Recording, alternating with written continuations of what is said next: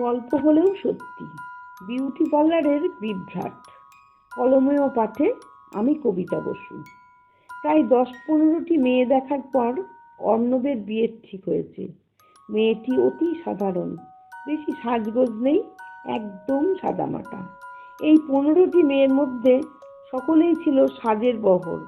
এত রং মাখা মেয়ে অর্ণব পছন্দ করে না। মঞ্জিমাকে পছন্দ করে বাবা মাকে বলল, তোমরা এখানেই আমার বিয়ের ঠিক করো। মঞ্জিমা MA পাস, গানও জানে। অর্ণবের পরিবারের সঙ্গে ওদের পরিবারের বেশ মিল আছে। তাই একটা শুভ দিন দেখে দুই বাড়ি থেকে অর্ণবের আর মঞ্জিমার বিয়ের ঠিক হলো। সারা বাড়ি আলোয় সেজে উঠেছে। গোধূলি লগ্নে বিয়ে। একটু আগেই বর এসে গিয়েছে, তখনও বরযাত্রী এসে পৌঁছায়নি। বরের গাড়ি দরজায় এসে থামতেই সব মেয়ে বউরা শঙ্খধ্বনি ও উলু দিয়ে বরকে বরণ করতে এলো।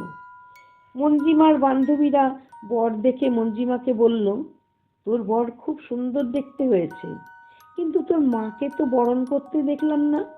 মঞ্জিমা বলল, মা বিউটি পার্লার গিয়েছে। মায়ের খুব শখ আমার বিয়েতে পার্লারে গিয়ে সাজবে। মায়ের বিয়ের সময় তো এত পার্লারে গিয়ে সাজার ব্যবস্থা ছিল না। জানিস, মা একটা বেনারসিও কিনেছে, আজ পরবে। আর বউ ভাতে পরবে একটা কাঞ্জিভরম।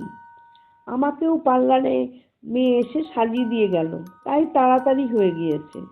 বাড়িতে মাকে সাজাতে গেলে অনেক দেরি হয়ে যেত, তাই মা বিউটি পার্লারে গিয়েছে। আমি মাকে ফোন করে জানিয়ে দিচ্ছি যে বর এসে গিয়েছে। এদিকে বরযাত্রীরা এসে গিয়েছে, কিছুক্ষণের মধ্যে বিয়ে বসে যাবে। বরকে ছাদনাতলায় দাঁড় করিয়ে দেখে কনেকে আনতে গিয়েছে। বিয়ে শুরু হয়ে গিয়েছে। একটা পিঁড়িতে কনেকে বসিয়ে চোখের উপর পানের পাতা ঢাকা দিয়ে 7 পাকে ঘোরানো হচ্ছে। অর্ণব মাঝে মাঝে কনের দিকে তাকিয়ে চোখ নামিয়ে নিচ্ছে। পাশে দাঁড়িয়ে থাকা এক মামাতো দাদাকে অর্ণব বলল, ও মোলদা, বাবাকে ডেকে আনো তো। অর্ণবের বাবা আসার আগেই 7 পাক হয়ে গিয়েছে। এবার শুভ দৃষ্টি হবে, তারপর মালা বদল। মঞ্জিমা চোখ থেকে পানের পাতা সরাতেই অর্ণব বলে উঠল, আমি এই বিয়ে করব না। গলা থেকে ফুলের মালা খুলে ফেলে দিল। ততক্ষণে অর্ণবের বাবা এসে গিয়েছেন। ছেলেকে শান্ত করার চেষ্টা করছেন। মঞ্জিমার বাবা হাত জোর করে সকলকে শান্ত হতে বলছেন। অর্ণবকে কিছুতেই থামানো যাচ্ছে না। সে ছাদনাতলা থেকে চলে গিয়েছে। অর্ণব বলছে, আমি যে মেয়ে পছন্দ করেছি এ সে মেয়ে নয়, মেয়ে পাল্টে দেওয়া হয়েছে। আমি এখানে বিয়ে করব না। সকলে বলাবলি করছে, ছেলেটা পাগল নয় তো, বিয়ে করতে এসে এমন করছে কেন? এদিকে মঞ্জিমার বাবা সকলের কাছে জিজ্ঞাসা করছেন, মঞ্জিমার মা কোথায়? এ সময় মেয়ের পাশে তার থাকা দরকার। পাশ থেকে লাল টুকটুকে বেনারসি পরা এক ভদ্রমহিলা বললেন, তুমি আমাকে চিনতে পারছো না? মঞ্জিমার বাবার মাথা তখন কাজ করছে না। তিনি ভদ্রমহিলাকে ঠেলে সরিয়ে দিয়ে পাগলের মতো মঞ্জিমার মাকে খুঁজে বেড়াচ্ছেন। ভদ্রমহিলা বারবার মঞ্জিমার বাবার হাত ধরে জানার চেষ্টা করছেন, কি হয়েছে? তুমি আমাকে ঠেলে সরিয়ে দিচ্ছ কেন? আমার দিকে একবার তাকাও, দেখছো না? আমাকে দেখো না, আমার দিকে একবার তাকাও। মঞ্জিমার বাবার হাত ধরে একটু আড়ালে নিয়ে যাওয়ার চেষ্টা করছেন। মঞ্জিমার বাবা রাগ সামলাতে না পেরে ভদ্রমহিলাকে ঠেলা দিয়ে বললেন, আপনি কি ধরনের মহিলা দেখছেন না? আমার মেয়ের বিয়ে ভেঙে যেতে বসেছে, আর আপনি আমাকে প্রেম নিবেদন করছেন আড়ালে এনে? লজ্জা করে না? অসভ্য অভদ্র মহিলা, বেরিয়ে যান। ভদ্রমহিলা কাঁদতে কাঁদতে বলছেন, তুমি আমার দিকে একবার তাকাও, তুমি আমাকে চিনতে পারছো না? ভদ্রলোক বললেন, না, আমি আপনাকে চিনি না, আপনি আমার সামনে থেকে চলে যান, এবার কিন্তু আপনাকে পুলিশের হাতে তুলে দেব। ভদ্রমহিলা ভদ্রলোকের হাত দুটো ধরে বলছেন, তুমি আমাকে আপনি বলছো কেন? আমাকে তুমি বলো না। মঞ্জিমার বাবা বলেন, আমি কোন বিপদে পড়লাম? এদিকে এই ভদ্রমহিলার অসভ্যতা, ওদিকে আমার মেয়ের বিয়ে বন্ধ হয়ে গিয়েছে, আমি এখন কি করব? মঞ্জিমার মাকেও দেখছি না। সেই দুপুরে বিউটি পার্লারে গিয়েছে, এখনো এসে পৌঁছালো না। মঞ্জিমার বাবা বিউটি পার্লারে ফোন করলেন, জানতে চাইলেন মঞ্জিমার মায়ের সাজা হয়েছে কিনা। সাজা না হলে সে যে অবস্থায় আছে যেন বাড়ি চলে আসে। বিউটি পার্লার থেকে বলল, 1 ঘন্টা আগে উনি বাড়ি চলে গিয়েছেন। আপনি আপনার স্ত্রীকে ফোন করে দেখুন উনি কোথায় আছেন। মঞ্জিমার বাবা তাড়াতাড়ি স্ত্রীকে ফোন করলেন। রিংটোনটা ওই ভদ্রমহিলার থেকে শোনা যাচ্ছে। তিনি ভদ্রমহিলার কাছে গিয়ে বললেন, এই ফোনটা আপনার কাছে কেন? আমার স্ত্রী কোথায়?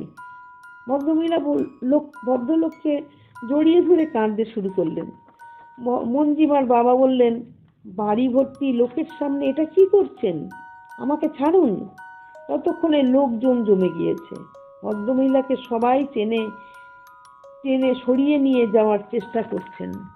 ভদ্রমহিলা কিছুতেই যাবেন না, কাঁদছেন আর বলছেন, আপনারাও আমাকে চিনতে পারছেন না? আমি তো মঞ্জিমার মা। মঞ্জিমার বাবা বললেন, একদম বাজে কথা বলবেন না। যার মেয়ের বিয়ে সে কিনা লাল টুকটুকে বেনারসি পরে ঘুরে বেড়াচ্ছে। ভদ্রমহিলা বললেন, মেয়ের বিয়েতে পরবো বলে লাল বেনারসিটা আমি লুকিয়ে কিনেছিলাম, তোমাকে আমি দেখাইনি, ভেবেছিলাম তোমাকে সারপ্রাইজ দেব। মঞ্জিমার বাবা বললেন, আপনার ওই চুল কাটা, ভুরু কাটা, ঠোঁট লাল, ঠোঁটে লাল লিপস্টিক, চোখে বড় বড় পাতা, এগুলো আমার স্ত্রীকে মানায় না। আমার স্ত্রী কোনোদিন এসব করতে পারে না। সে একজন সাধারণ নিপাট ভদ্র মহিলা, আপনার মতো নয়। আপনি এখন যেতে পারেন এখান থেকে। ভদ্রমহিলা বললেন, এসব বিউটি পার্লারের মেয়েরা আমাকে সাজিয়ে দিয়েছে, কেন আমাকে ভালো লাগছে না? ভদ্রমহিলা ঘরে গিয়ে সমস্ত সাজ পরিষ্কার করে ধুয়ে লাল বেনারসি ছেড়ে স্বামীর সামনে এলো। এবার ভদ্রমহিলা বললেন, এখন চিনতে পারছো তো? চলো মেয়ের বিয়ের কি হলো দেখি। অনেকটা সময় চলে গিয়েছে। মঞ্জিমা বন্ধুদের সাথে ঘরে বসে কেঁদে চলেছে। মাকে দেখে গলা জড়িয়ে ধরে বলল, তোমরা আমাকে একটা পাগল ছেলের সাথে বিয়ে ঠিক করেছো। আমাকে তো সে চিনতেই পারছে না। বিয়ের আগে 2বার দেখেছে, তখনও তো অমন ছিল না। মা বললেন, আমিই তো তোকে চিনতে পারছি না, আর অর্ণব তোকে চিনবে কি করে বল? চল তোর সাজ ঠিক করে দিই। অর্ণব পছন্দ করেছিল একটা সাদামাটা সাধারণ মেয়েকে। তোর এই চোখে পাতা লাগানো, এত গাঢ় করে লিপস্টিক দেওয়া ঠোঁট, গালে লাল রং মাখানো, তোকে চিনবে কি করে? আমিই তো তোকে চিনতে পারছি না। আমাকেও তোর বাবা চিনতে পারেনি। এসব সাজ পরিষ্কার করে তোর কাছে এলাম। এবার চল ছাদনাতলায়, দেখিস অর্ণব তোকে ঠিক চিনতে পারবে। অর্ণবকে বোঝানো হলো, বিউটি পার্লার থেকে এমন সাজিয়েছিল বলে ওকে তুমি চিনতে পারছিলে না। এবার চলো মালা বদল সেরে শুভদৃষ্টি আর বিয়ের পিঁড়িতে বসো। অর্ণব আর মঞ্জিমার বিয়ে হয়ে গেল।